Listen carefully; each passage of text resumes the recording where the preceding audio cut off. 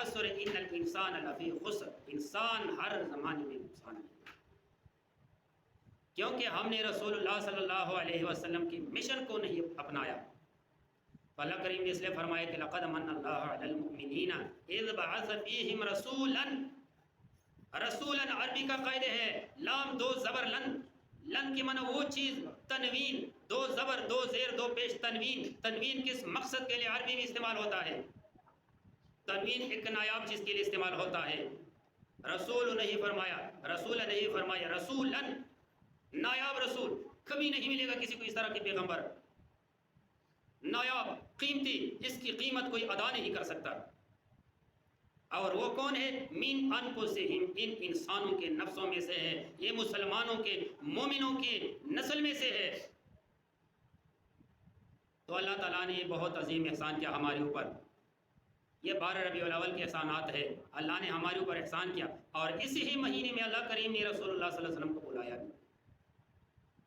تو اللہ نے فرمایا کہ جتنی بھی کائنات میں نے پیدا کیا، یہ تمام کائناتوں میں سے جو عظیم چیز ہے وہ محمد رسول اللہ صلی اللہ علیہ وسلم، اور اس کا مقصد کیا ہے، مشن کیا ہے؟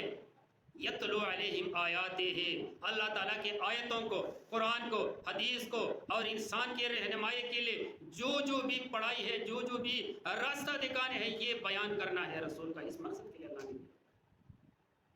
وَيُزَكِّهِمْ، اور ان انسانوں کے عقائد کو صاف کرے، کفر سے، شرک سے، بدعات سے، رسومات سے، رسم و رواج سے، دستور سے، اور یہ کس معاشرے میں لوگوں کو داخل کرے؟ محمدی معاشرے میں صلی اللہ علیہ وسلم۔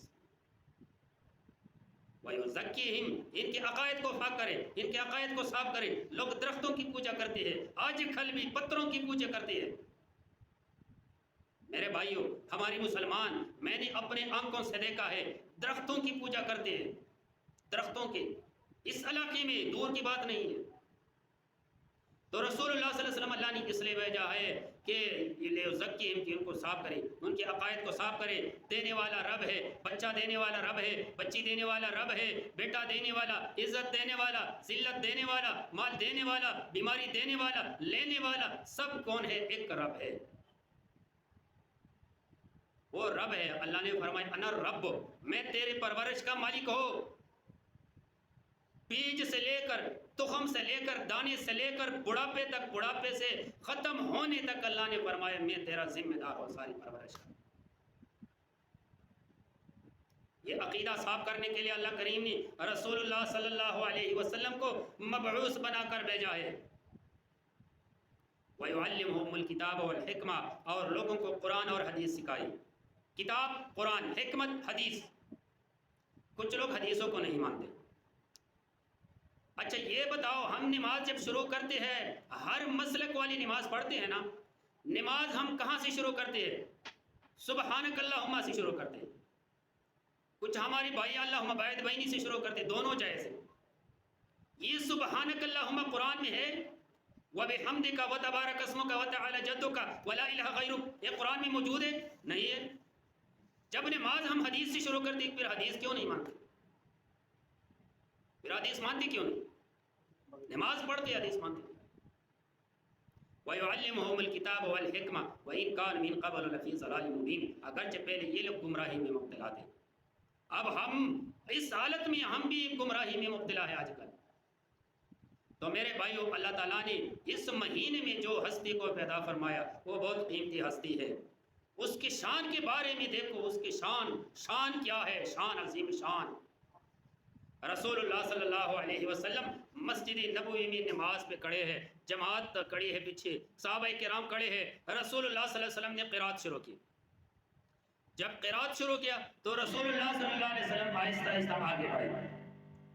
جب آگے بڑھے آپ صلی اللہ علیہ وسلم دیوار تک پہنچ گیا۔ پہلے تو محراب کا سسٹم نہیں تھا مسجد میں، دیوار تک رسول اللہ صلی اللہ علیہ وسلم پہنچ گیا، نماز میں کھڑے ہیں، پھر آہستہ آہستہ پیچھے ہٹا، پیچھے ہٹا، پیچھے اپنے مقام پہ آ گیا۔ جو پہلے سب میں صحابہ کرام کھڑے تھے انہوں نے دیکھ لیا، پیچھے سب والے نے نہیں دیکھا، کیونکہ لوگوں کا دھیان نماز میں ہے۔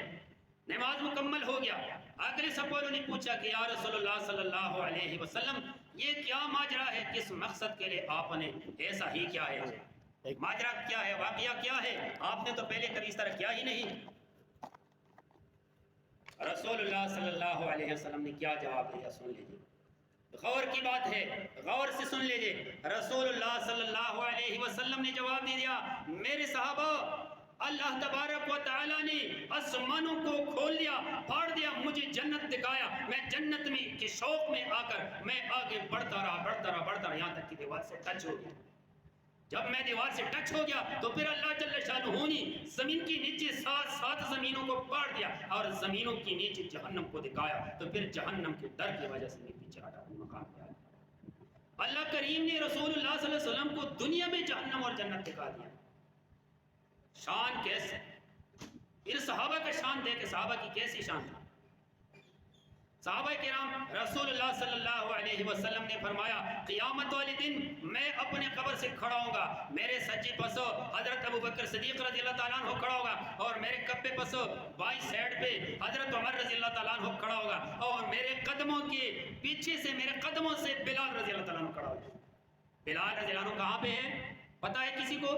بلال رضی اللہ تعالیٰ عنہ کا قبر کہاں پہ ہے؟ عراق میں ہے، شام میں ہے، اس کا قبر شام میں ہے، اور رسول اللہ صلی اللہ علیہ وسلم فرمائے میرے قدموں سے وہ بھی اٹھ کے کھڑا ہو جائے۔